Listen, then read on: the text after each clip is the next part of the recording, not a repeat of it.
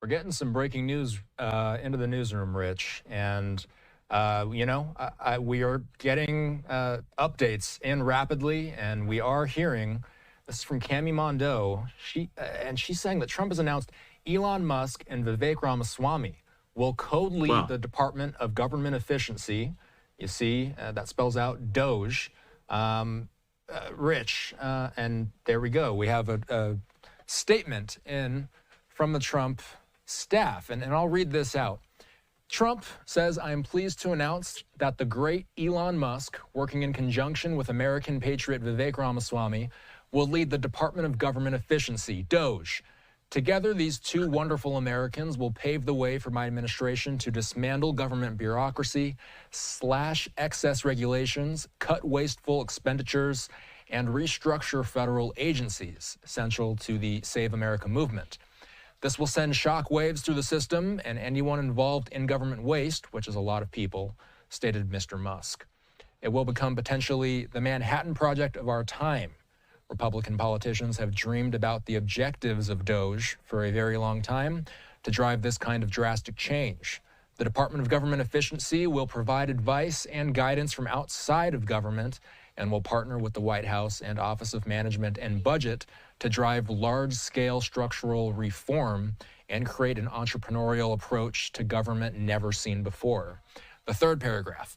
I look forward to Elon and Vivek making changes to the federal bureaucracy with an eye on efficiency and, at the time, making life better for all Americans.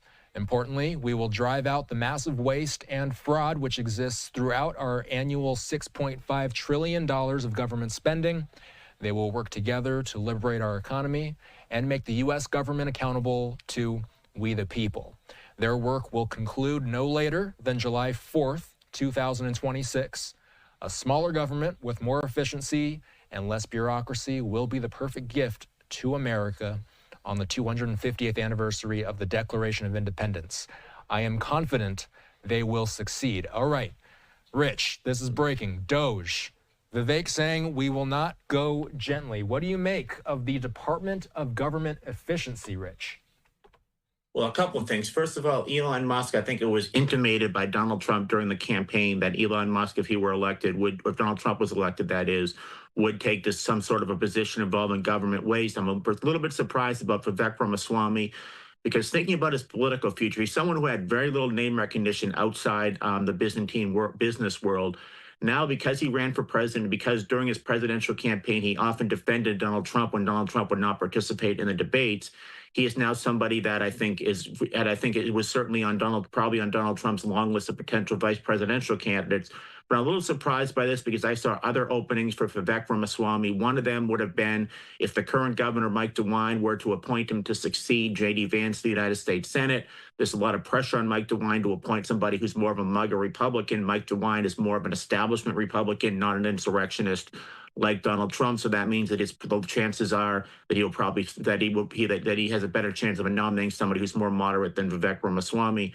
Vivek Ramaswamy is somebody who I also thought potentially, if he did have a job in the Trump administration, it may be something more foreign policy, and that he shares the non-interventionist foreign policy of Donald Trump. Now, theoretically, he could stay there for a very short period of time, and maybe a year or so, and then get his kind of bona fides, having worked in a presidential administration. Then in 2026, run for governor of Ohio, which I think might be kind of his master plan to get to the presidency anyway. But I'm very interested in terms of why he accepted this and what he kind of sees as the kind of grand strategy here.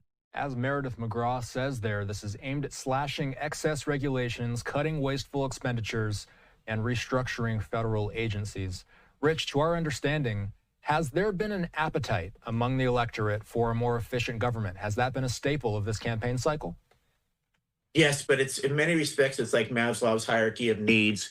When you ask people when you ask people a question like that, also everyone's going to say, yes, there's government inefficiency, there's government waste. We need to get rid of the waste and abuse, certainly. But when you really come down to it, is that a voting issue with people? No, it's voting issues with people are more or less economic issues, in some cases, social issues. But this is really something that I think is really down the list of priorities. So we are getting more information in of Vivek saying there, shut it down. So we're hearing of Trump filling out some more of these high-profile positions. We're also hearing of Trump creating new positions. To our understanding, Rich, this DOGE idea, this is a completely new entity within the government, correct? That's to my understanding, absolutely. So, and let's get some more here from, and yes, so Meredith McGraw, we've already seen this one up on screen, but I got to ask you a little bit more about Elon Musk. Now that we're seeing that he's officially going to have some sort of role here within the Department of Government Efficiency, what do we make of Elon Musk? And we know that he's been in Florida, by the way, as part, or at least meeting with, Trump's transition team as they've been cycling through this. Let's move on to a little bit more. I want to ask you about Kristi Noem. We just saw that Kristi Noem, and this is something I know you've been following closely, and it looks like this is a new announcement, correct? Yeah, so there was reporting that this was happening before, Rich, but now Trump is officially sending this out. He says that he's pleased to announce that the governor and former congresswoman from South Dakota, Kristi Noem, will be appointed to serve as the Secretary of the Department of Homeland Security. The implications of this, Rich.